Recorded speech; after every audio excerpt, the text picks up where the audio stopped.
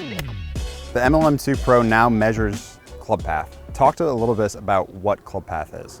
Yeah, so club path is basically, if we want the definition, it is the horizontal direction the club is traveling relative to the target at the moment of impact, and we measure it in degrees. Now, the thing that's really cool about club path is it's what's actually responsible for your golf ball curving.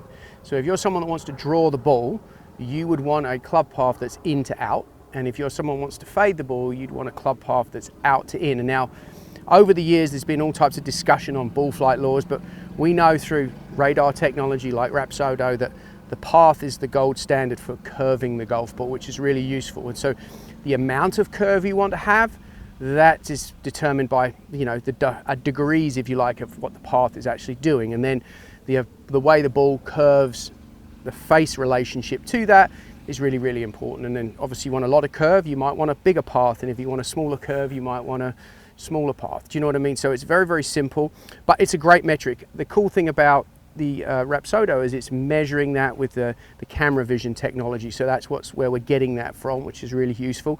And I just think it's a really helpful metric for people if they want to shape shots, understand, where does their golf club actually travel through space? Like, how are they delivering the club? And once you know what you do consistently, then you can build a face off of that. It gets easier to hit shots the same every time. And that's where most people think, oh, my swing changes all the time. It probably doesn't, right? Like the golfer who's a chronic slicer, they're going to see that their club path is pretty severely out to in. And if they want to straighten it out, all of a sudden, instead of continuing to swing left, they actually need to start swinging straighter or to the right, and then to get that path more neutral, and then they got a chance to learn what to do with the club face to make the ball go pretty straight. So I think path's super helpful. We're measuring it through the camera technology, which I think is great. And to me, it's like knowing that my path does this, I should play a draw, or my path does this, I should play a fade. I think players are going to be a lot more sensitive to what they actually do and then build a game around that, as opposed to just thinking, okay, well, my path needs to be zero. That's the one error I would say people make the mistake on. If you go zero, there's a 50% chance the face is right or left, and you get a two-way miss. The great thing about having the same path every time is you can develop a release from it and then get a predictable shot pattern, and then you can kind of eliminate one side of the course. So I'm super excited. I think for the average golfer, them knowing what they do and then being able to track it, massively important. So if zero isn't necessarily what we're striving for, what should somebody look for if they're going to say, hit a draw or hit a fade? Okay, so it's a great question. So a lot of this also depends on speed. So there are these sort of gold standards. People say, oh, you need to have a path that's 2 and a face that's half of that 1 to get a ball that curves, starts right at the target and goes back to finishes on the target. Well, the reality is, if you don't have a lot of speed, you have a little more latitude in how severe your path can be, inside out or outside in. So as you get more speed, bigger path, bigger face to path variance creates more curve, more dispersion. That can be a challenge. So I always tell everybody, there's no absolute. I've seen really good players with paths that are 8, 9 right and the face is 4 to 5, half of it, and they have quite a big shape, but they don't have a lot of speed. Then I've seen guys that are really fast who prefer to fade the ball because they're hitting up on it, and anytime you hit up, you kind of shift the path more outside in, so they're hitting fades. Their path might be sort of 1 to 2 out to in, and then the face half of that, because they don't want a whole lot of curve because they got a lot of speed. So there is no absolute. The way to think of it is, okay, if I want to draw and I see quite a lot of curve, you can have a path that's probably somewhere between 2 and 6. It's just as a generality, right? And then you want the face about half of that. And if I want to fade it a decent amount, probably the same on the other side, right? They flip-flop. If you want less curve, you just need a path that's probably less out to in or in to out. However, buyer beware. If you think of this, let's just use 2 sticks as a sort of example. Here's the target. If my path, okay, is only 1 degree right of the target, I don't have a lot of space or area in here to get the face in between the target line and the path. Some players, the best players in the world, are gifted and they're able to do that. I don't see that as being that easy for the club golfer.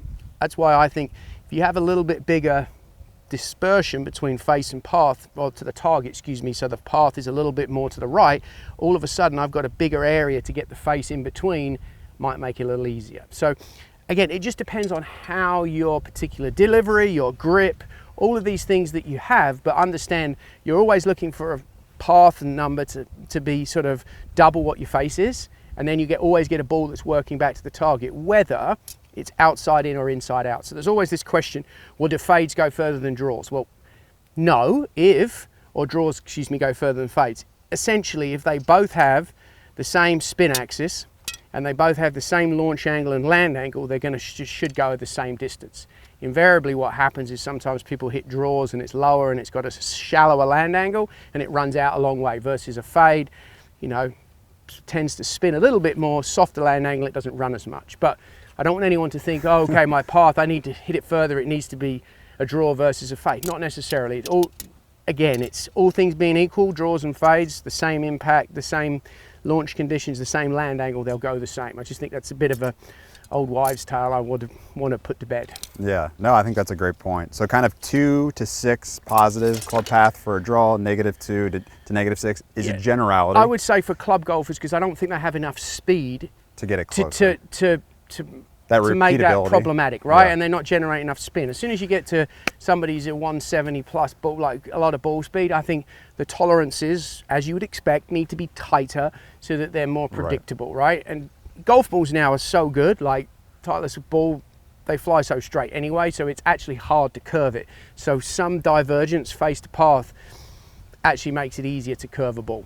Just say I'm +8 with an iron, then the driver needs to be closer to 2, or is it kind of the same for each club? It kind of depends, but I would say if you the amount of curve you get with a driver versus an 8 iron, let's say, with the same face to path, you're generally going to get more curve with a longer club anyway, just the way the physics in the D plane work. So I would tell you that you just, with an iron, let's say you're hitting a wedge shot, a shorter wedge shot, maybe it's 50, 60 yards, and you want to hit a little draw, you might see quite a severe club path. It might be 5, 6, 7, and 8.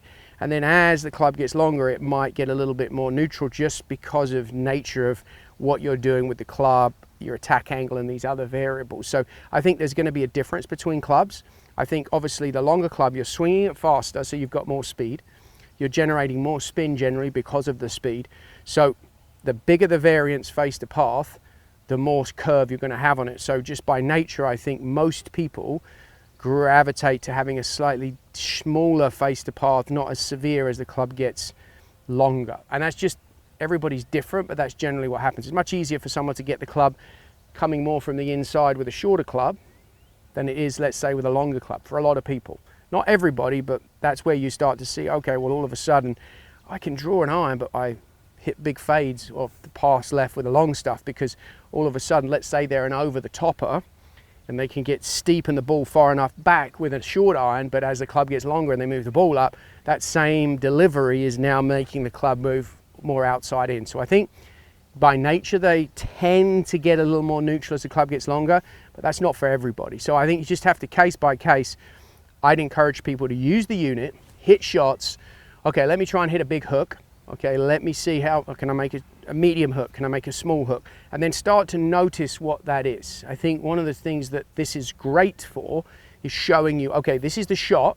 Okay, what did it do to produce it? And when you're on the golf course, remember, you're changing, you're moving to different targets. What you do here at a perfectly lined up driving range may not be the same as on the course, where you're aiming more right and the wind's off the left and you're trying to play a bit of a hook. Those numbers might be more severe, and there might be times you need to do that. Right. So you've got to practice it on the range. You know, that's where I think, well, yeah, one of the things that's great is being able to quantify what you're doing. Like the data's going to tell you, okay, well, a big hook, I need to swing 7 or 8. I might be swinging 10 or 12, just depending on you as the golfer and how you deliver the club.